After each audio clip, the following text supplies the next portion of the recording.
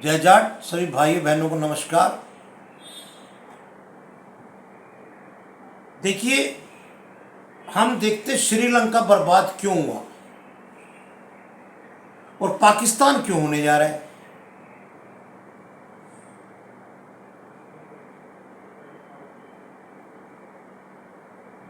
हम ठीक है, आज जीएसटी लगने की वजह से हमारी इकोनॉमी आगे आ गई या टैक्स गवर्नमेंट के पास ज़्यादा आ गए।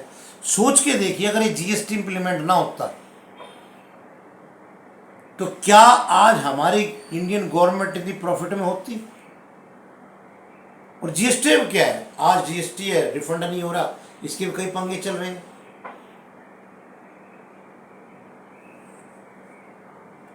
इंडिया से 1,70,000 लोग इमिग्रेंट यहां से बाहर गए छोड़ के इंडिया को। रीजन, चलिए कॉमन चीज पे आते हैं। हम सब भगवान कृष्ण को मानते हैं।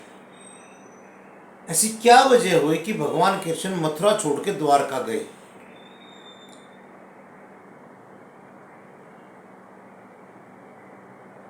सोचिए, छोटी सी बात है, कोई बड़ी ऐसी लॉजिक की बात नहीं है। अब कुछ लोग जो हिंदू इस पे मेरे को ब्लेम करेंगे, लेकिन मैं उन सब भाइयों से फिर भी हाथ जोड़ के निवेदन करूंगा, ये जो भी कोई टोल आर्मी हमारी आज की डेट में, वो मुझे ये कह रही कि वो कहेगी, मुझे पता है, लेकिन आप इस बात को ठंडे दिमाग से सोचिए। कहते जरासंध से झगड़ा चल रहा था, शांति के लिए वहां गए, लेकिन फिर क्या वजह हुई कि द्वारका में इतना प्रॉस्परस रिच हो गए। ये सब छोटी छोटी बातें अगर हम सोचें और ये एप्लीकेबल है, उस भगवान ने हमें इशारा किया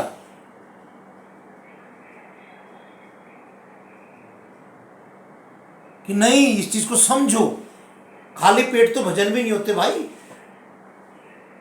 जो मेरे मुताबिक जो मेन वजह थी,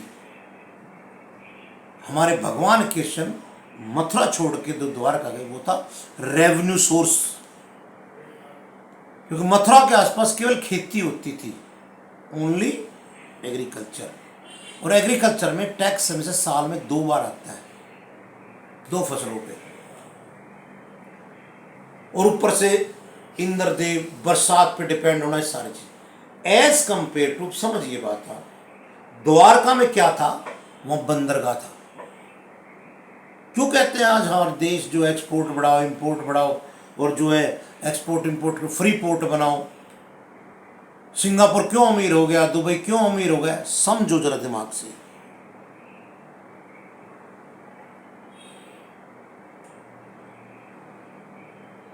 द्वारका में जाने के बाद कृष्ण भगवान को हर रोज जो भी जहाज आते थे वो टैक्स देते थे। वहां व्यापार बढ़ा, तिजारत बढ़ी, और जब तिजारत बढ़ेगी तो लोगों को रोजगार मिलेगा। जब रोजगार मिलेगा तो सब खुश होंगे। इसलिए कहते थे कि द्वारका पे हमेशा सोना बरसता है। वो ऐसे नहीं बरसता था कि खड़खड़ खड़खड़ कर सोना गिर गया, नहीं, ऐसा कुछ नहीं होता। ये आपके सामने 20-20 साल की उदाहरण है। बांग्लादेश को आजाद हमने कराया, इंडिया ने। और मुझे बड़ी दुख के साथ कहना पड़ता है, शर्म आ रही है कहते वक्त,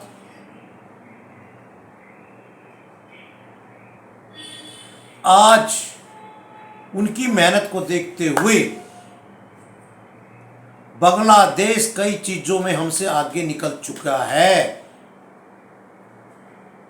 हमसे ज्यादा पॉपुलेशन होने के बावजूद भी, हमसे ज्यादा वहां गरीबी होने के बावजूद भी, हमारे से बाज आजाद होने के बावजूद भी,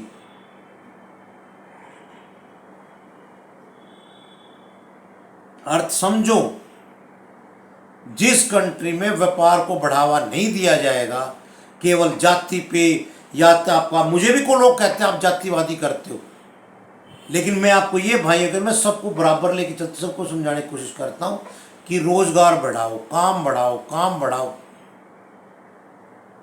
एक जाति आगे बढ़ता है, देश आगे बढ़ता है। मैं ये नहीं कहता कि इसके साथ ये मत करो, वो मत करो ना। मेरे सारे भाई एक है, जो हिंदू, मुस्लिम, सिख, ईसाई कोई हो, एक ही मुद्दा मैं बार बार कहता हूं, खुद रोजगार करो और 4 भाइयों को रोजगार दो।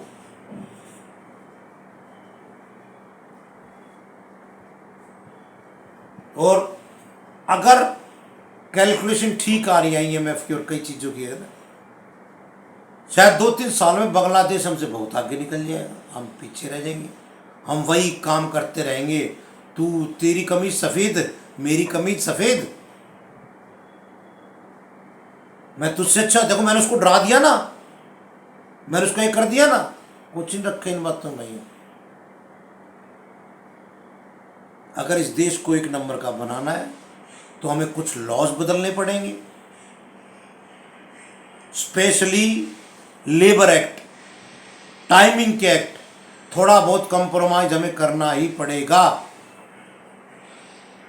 आप बिजनेसमैन का गला नहीं घोट सकते जब तक आप बिजनेसमैन को रियायत नहीं देंगे, जब तक बिजनेस फ्लरिश नहीं होगा। और ऐसे ही लोग इंडिया छोड़ के भाग रहेंगे और भागते जाएंगे। कुछ लोगों ने तो यहाँ तक कहना शुरू कर दिया डिबेट्स में कि इंडिया जो है सिविल वॉर की तरफ बढ़ रहा है। हर बात में दंगा, हर बात में दंगा।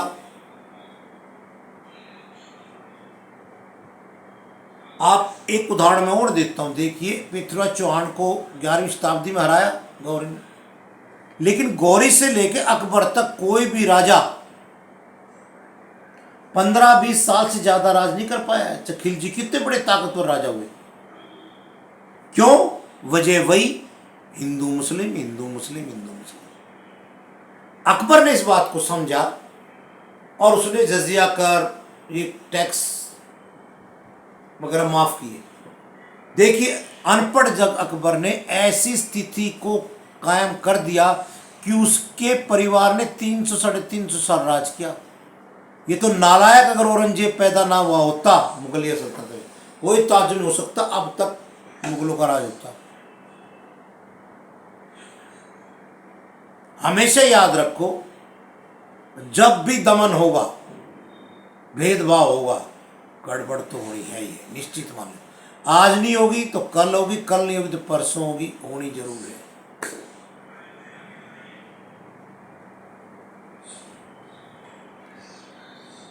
ये सब मैं आपके ऊपर सोचता हूं, आपके विवेक के ऊपर छोड़ता हूं कि आप समझें। कहने से हिंदुस्तान महान नहीं होगा, हमें बदलना पड़ेगा, हमें कई चीजों को छोड़ना पड़ेगा। और खासतौर से राजनीतिक पार्टियों के लिए कोई ऐसा कानून आए कि कोई भी किसी भी प्रकार का कोई भी मैटर कहता है तो उसकी इलेक्शन में नॉमिनेशन ना हो। ये पार्टी को बर्खास्त कर दिया जाए। कुछ दिनों से भाई मैंने, कुछ लोग कहते हैं आप जो है वीडियो बना रहे हैं जाट टॉपिक पे, आप और टॉपिक भी चेंज कीजिए, बताइए नॉलेज क्या है। तो इसलिए थोड़ा आजकल कुछ लोग को लग रहा है कि हम जाति से हटके या अपने जाट भाइयों के गोत्र उत्तर ना बता के बता रहे हैं। ये कमेंट्स आते हैं उसके लिए हम बना रहे हैं। बाकी जो भी कमेंट करके बताएं हम किस पे वीडियो बनाएं। इसी के साथ जय जाट, धन्यवाद।